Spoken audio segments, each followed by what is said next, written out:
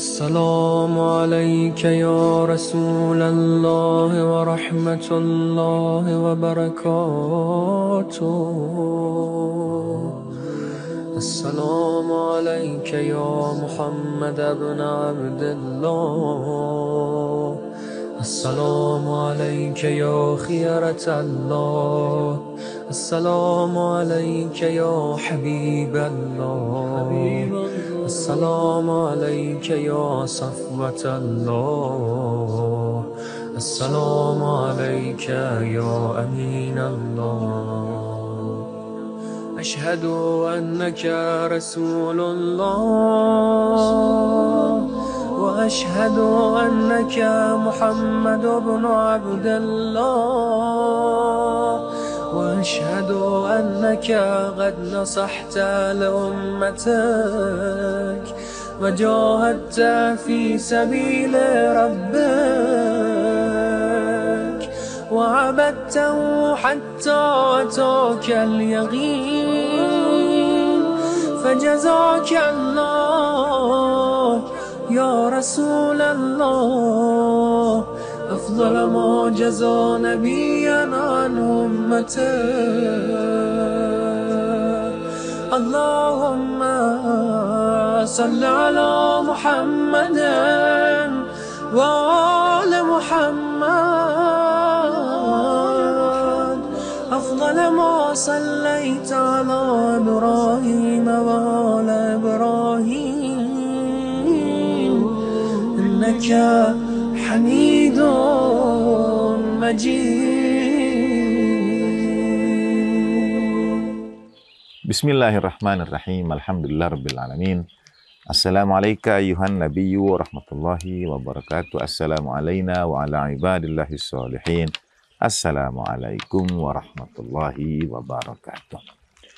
Asyhadu an la ilaha illallah wahdahu la syarikalah wa asyhadu anna sayyidana wa maulana Muhammadan abduhu wa rasuluh. Allahumma salli ala sayyidina Muhammad wa ali sayyidina Muhammad wa ajil farajahum. Kunuzul hikmah, kunuzul ma'rifah, mencari percikan-percikan hikmah dari para teladan agung sepanjang sejarah, tadabbur dari ayat-ayat Al-Quran di bulan yang mulia, bulan suci Ramadan, tawassulan insyaallah pada baginda Nabi Rasulullah Shallallahu Alaihi Wasallam. Saudara sekalian, di antara ayat Al-Quran yang insyaallah saudara juga sangat mengingatnya adalah bagian dari surah Yasin. A'udzubillahi minasyaitonirrajim. Wa man nu'ammirhu nunakkishu fil khalq. Barang siapa yang kami panjangkan usianya. Al-Quran menggunakan kata nu'ammirhu, kami panjangkan usianya. Dengan kata lain, mereka yang sudah sepuh, kami kembalikan pada proses penciptaannya. Kami kembalikan penciptaannya. Ada yang memaknai sebagaimana bayi, anak kecil yang tumbuh lemah lalu menguat, orang dewasa setelah sampai pada puncak, yang kata sebagian pada usia 40, puncak kekuatan, puncak segalanya, lalu bergerak menurun, bergerak menua, bergerak melemah kembali. Dan Al-Quran juga riwayat, hadis-hadis baginda Nabi Shallallahu Alaihi Wasallam memberikan perhatian khusus pada usia tua ini, pada usia sepuh ini.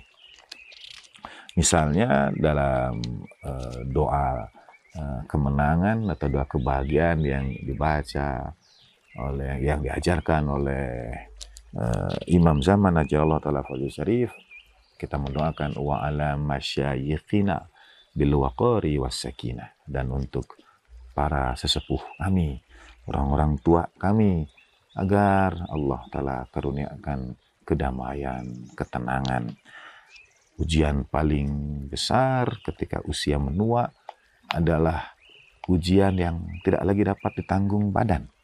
Mungkin ketika kita masih muda, ujian itu bisa ditahan oleh badan kita, oleh kekuatan fisik kita. Kalau kepala kita menyimpan banyak persoalan dan berdampak pada tubuh kita masih berada pada kemampuan memikulnya, menanggungnya. tetapi pada usia yang renta, usia yang tua, ketika tubuh tidak lagi dapat bekerja sebagaimana pada waktu muda, maka tambahan-tambahan quote unquote beban pikiran itu barangkali berdampak tidak dapat ditahan oleh tubuh. Karena itu kita berdoa agar para orang tua kita dikaruniai al-waqar was-sakinah, jadi ketenangan, kedamaian pikiran dan lain sebagainya. Nah, satu saat ini bagaimana Al-Quran memuji kalau kita berkhidmat kepada para orang tua kita, baik orang tua lahiriah maupun orang yang sudah tua, yang sudah sepuh. Ada keberkahan dalam perkhidmatan itu yang dipuji dalam Al-Quran, dipuji dalam banyak riwayat. Misalnya kisah Nabiullah Musa alaihissalatu wassalam. A'udzubillahi minasyaitonirrajim. Ketika Nabi Musa hijrah dari Mesir dan masuk ke negeri Madian, negeri Nabi Syuaib. Dalam ini biasanya ayat ini, ayat surat Al-Qasas 23 dan 24 ini juga dalam tradisi mazhab keluarga Nabi alaihi mafdulut tahiyati wa taslim, baik dibaca pada saat bepergian. Karena ayat ini mengisahkan bepergiannya Nabi Musa alaihissalam dari Mesir ke Madian. Surat Al-Qasas 23-24. A'udzubillahi minasyaitonirrajim. Walamma warada ma'a Madyana wajada 'alaihi ummatan minan nasi yaskun. Jadi ketika masuk tanah Madian itu Nabi Musa alaihissalam melihat ada sekelompok orang yang berkumpul dalam satu sumur mengambil air untuk ternak dan gembalaan mereka. Wajada min dunihim ra'ataini tadudan, dan melihat ada dua perempuan yang adalah diketahui kemudian sebagai dua putri Nabiullah Syuaib alaihissalatu wassalam. Qala ma khatbukuma, ada apa dengan kalian berdua? Mereka berkata, kami tidak dapat mengambil air karena dipenuhi oleh kerumunan orang yang banyak dan laki-laki semuanya. Dan dua putri Nabi Syuaib ini menyebut tentang orang tuanya, wa abuna syaikhun kabir, dan orang tua kami adalah syaikhun kabir. Pengertian syaikhun kabir ini dua. Satu, tokoh masyarakat, syekh kabir besar, tapi ada yang memaknai syekh di situ sepuh, tua. Karena kalau ia dimaknai tokoh masyarakat, bagaimana orang-orang itu tidak memberikan air kepada dua putri ini kalau dia adalah putri seorang tokoh. Tapi yang dipahami putri seorang yang sudah sangat sepuh, sehingga yang lain itu tidak memberikan pertolongan, mendahulukan kepentingan mereka dari membantu dua putrinya itu. Dan Nabi Musa alaihissalatu wassalam menolong keduanya. Fasaqalahuma, berikan air untuk ternak gembalaannya. Thumma tawalla ila dhillin faqala rabbi inni lima anzalata ilayya min khairin faqir. Ini ayat dan semua ayat Al-Quran sangat indah. Setelah menolong dua putri Nabi Syuaib itu mengambilkan air, Nabi Musa bergerak ke tepi, ke tempat yang lebih teduh, lalu berdoa kepada Allah Ta'ala, inni lima anzalata ilayya min khairin faqir. Ini juga dalam tradisi mazhab keluarga Nabi lazim dibaca pada saat-saat doa, yaitu, ya Allah, sesungguhnya aku ini atas seluruh kebaikan yang kau turunkan kepadaku fakir, sangat membutuhkan.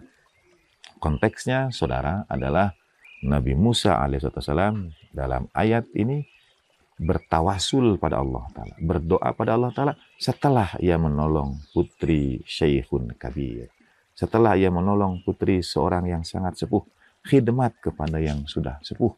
Kemudian Nabi Musa jadikan amal soleh itu sebagai pengantar untuk berdoa. Dan Nabi Musa berada dalam situasi yang sulit, terusir dari keluarga, terusir dari negerinya, dikejar-kejar oleh Fir'aun. Ia berdoa, Rabbi inni lima anzalata ilayya min khairin faqir. Ya Allah, aku ini fakir terhadap seluruh kebaikan yang kau turunkan kepadaku. Aku sangat membutuhkan. Jadi ayat ini mengajarkan bukan hanya dalam setelah melaksanakan amal kebaikan, berdoalah kepada Allah Ta'ala, tapi secara khusus pada pertolongan akan seorang yang, karena Al-Quran mensifatkan wa abuna syaikhun kabir. Artinya dalam khidmat kita pada orang tua, pada orang yang lebih tua, pada orang yang sudah sepuh, syaikhun kabir, baca doa Nabi Musa itu. Itu kesempatan penuh ijabah.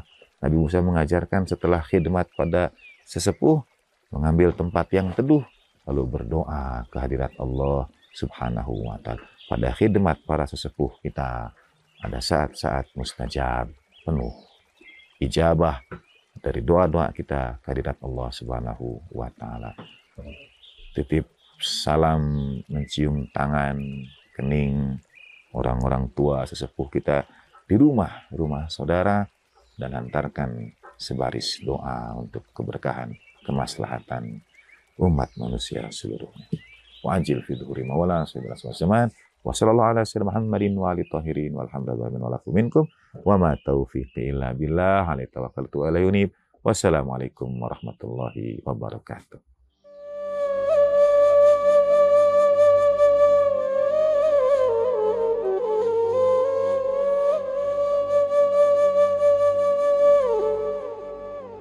Ada yang disebut maulid, Pak. Kan ada lagi maulud.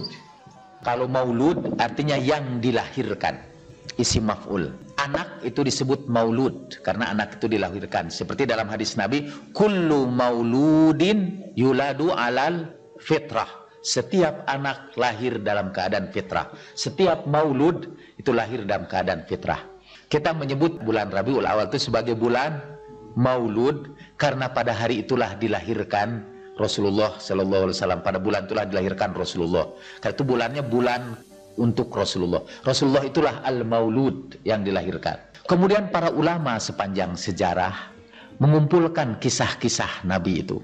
Penggalan-penggalan kisah Nabi kadang-kadang ditulis dalam bentuk prosa, kadang-kadang ditulis dalam bentuk puisi, kadang-kadang ditulis dalam bentuk prosa liris. Setengah puisi, setengah prosa. Seluruh kisah-kisah Nabi itu disebut sebagai maulid. Jadi maulid adalah kumpulan kisah-kisah Nabi Sallallahu Alaihi Wasallam. Sekarang ada sebuah novel bagus ditulis oleh Idrus Shahab, diterbitkan oleh penerbit Lentera, judulnya Dialah Muhammad Sallallahu Alaihi Wasallam. Itu juga sebuah maulid. Saya baca bagus juga itu, kisah seorang mahasiswa yang belajar di India berkenalan dengan seorang syekh, lalu syekh itu memperkenalkan kehidupan Nabi kepadanya. Dirangkai dalam rangkaian prosa, tapi sebetulnya kumpulan hadis-hadis Nabi, tapi disusun dengan cara yang sangat bagus. Nah, buku itu disebut maulid. Al-Barzanji itu juga mengumpulkan kisah-kisah Nabi, sejak rangkaian keturunannya sampai kepada akhlak Nabi, dilukiskannya dengan sangat indah. Misalnya kana Nabiyyu sallallahu alaihi wasallam syadidul haya'i wat tawadu'. Rasulullah itu adalah orang yang paling pemalu dan sangat rendah hati. Itu digambarkan di situ. Indah itu tulisan Al-Barzanji itu, ditulis dengan puisi yang sangat indah. Dimulaikan yang ujungnya iya itu gitu ya. Abtadi'ul imla bismidzatil aliyah.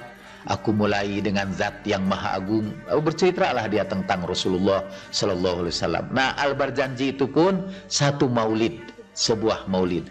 Ada maulid Simtud Duror ya Ustaz ya. Ada buku kecil biasanya para habaib itu, kawan-kawan Ustaz Abu Ali itu, umumnya yang mancung-mancung gitu tuh.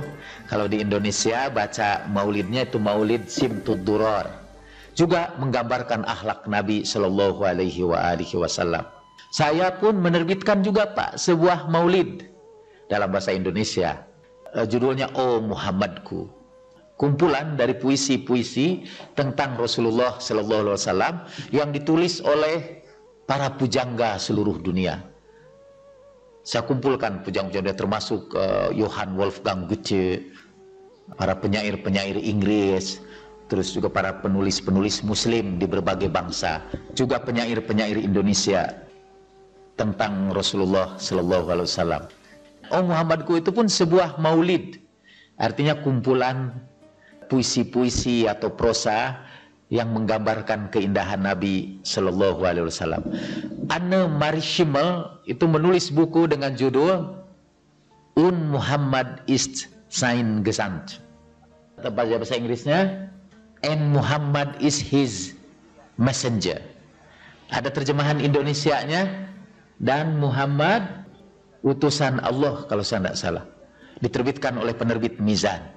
Yang nulis adalah seorang perempuan, sekarang usianya sudah mungkin sekitar 80 tahun lebih, Dr. Anne Marie Schimmel. Dia ini orang Jerman sih. Pernah ke sini. Waktu berkunjung ke Indonesia, saya lihat dia udah terbungkuk-bungkuk gitu. Tapi ketika dia bicara jernih sekali. Kita tidak tahu bagaimana kecintaan dia kepada Rasulullah Sallallahu Alaihi Wasallam. Tapi ketika dia mengajar di Temple University, dia mengajar tasawuf lah. Itu setiap kali mulai kuliah, dia selalu mengutip penggalan dari kisah Nabi. Misal pada waktu musim dingin, dia cerita pernah pada suatu musim dingin Rasulullah Sallallahu Alaihi Wasallam itu begitu, lalu dia cerita bawakan sebuah hadis. Selalu begitu, kata Anne Marie Schimmel. Dan dia kumpulkan maulid itu dari berbagai bangsa tentang Rasulullah, kemudian dibuat singkatannya. Itu ada kawan saya orang Muhammadiyah asli seperti saya. Dia guru besar dalam sejarah di Unpad. Sekarang malah ketua jurusan sejarah di Unpad. Ketika dia baca buku Anne Marie Schimmel itu, namanya Pak Mansur Suryanegara. Dia berkata, waktu saya baca buku Anne Marie Schimmel itu, saya menangis. Dan setelah itu saya tidak mau lagi baca buku itu tanpa berwudu lebih dahulu. Saya bilang, aneh ini orang Muhammadiyah wudu dulu. Judulnya, Dan Muhammad Utusan Allah, kalau saya tidak salah.